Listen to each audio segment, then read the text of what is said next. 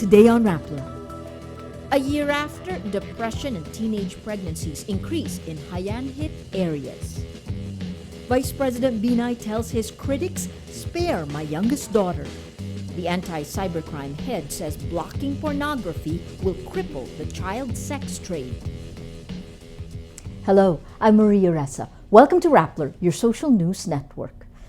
The World Health Organization, or WHO, estimates over 800,000 people in areas devastated by Super Typhoon Haiyan, locally known as Yolanda, suffered from mental health conditions like depression, post-traumatic disorder, and schizophrenia.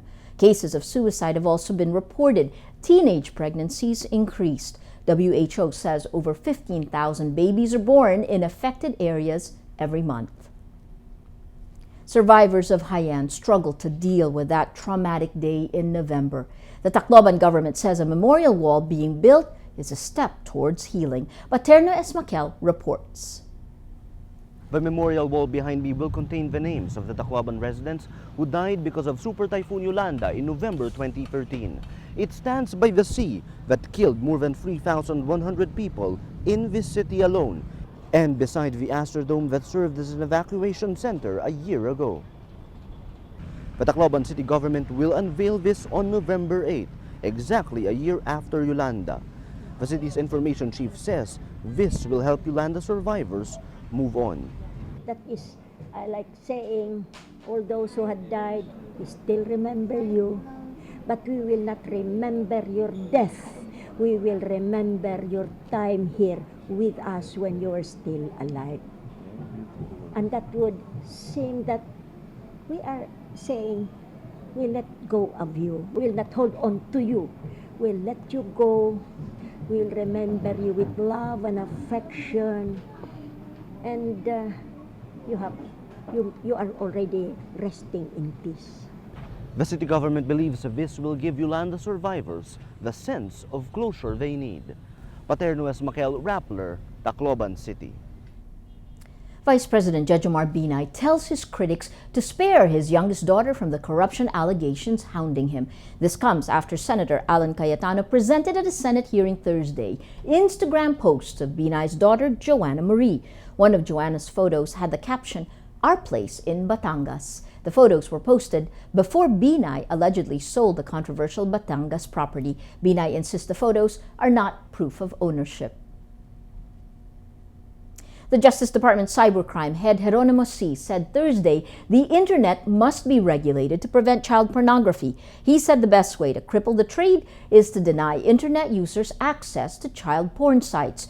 The DOJ earlier announced its intention to block porn sites on most electronic devices through a partnership with local telecommunication agencies and internet service providers. The Philippine Coast Guard raises the alarm on the rising number of passengers jumping off ships.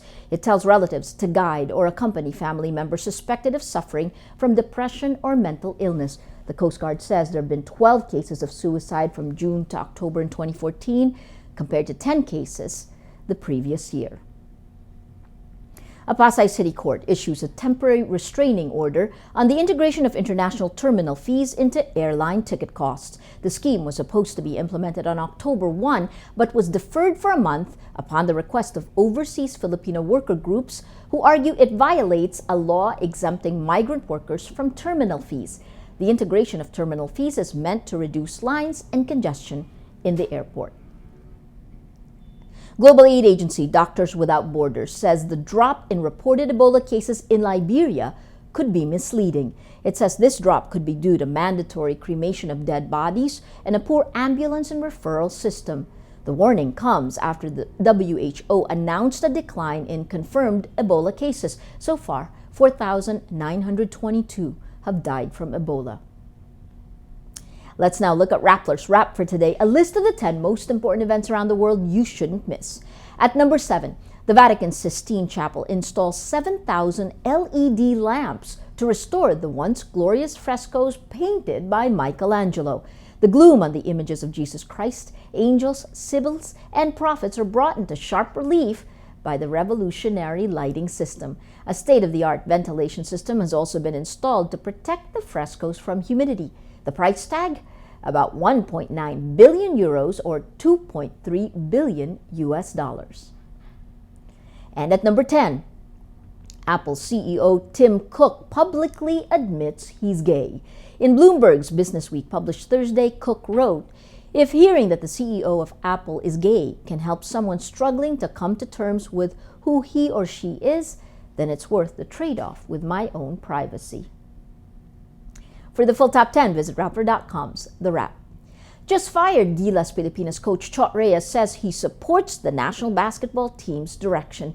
Reyes also denies reports of Gilas being disbanded. He says it will move forward under the guidance of a selection committee chosen by the Samahang Basketball ng Pilipinas. Reyes took over Gilas in 2012, leading the team to a Jones Cup win and then a series of losses in this year's FIBA and Asian Games. Microsoft joins the fitness bandwagon with the Microsoft Band, which goes on sale Thursday in the US. The new fitness band monitors heart rate, calories burned, and sleep quality. It also provides guided workouts. The device is available online and in Microsoft stores for $199.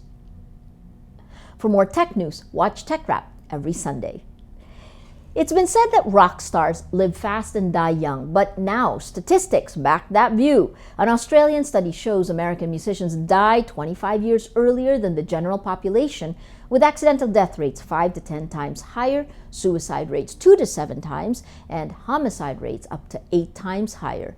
Another study from a group of British researchers shows musicians' mortality rates increase after they become famous. Kurt Cobain, Jimi Hendrix, and Amy Winehouse are some of the most famous names of music artists who died in their 20s. Every story on Rappler has a mood meter, which gives you 8 emotions to choose from. Click how you feel and your vote comes down to the mood navigator in the middle of the front page. This gives us the top 10 stories that have gotten the most number of votes. Story that's gotten the most number of votes in the last 24 hours is this one, caught on Instagram. Vice President daughter's Hacienda Binay photos. You have 5% annoyed, 88% angry, that red, bringing out the mood of the day. Today, most people are angry. Well, that is Rappler's Newscast for today, Friday, October 31, 2014, the last day of October. I am Maria Ressa. As we say at Rappler, tomorrow begins today.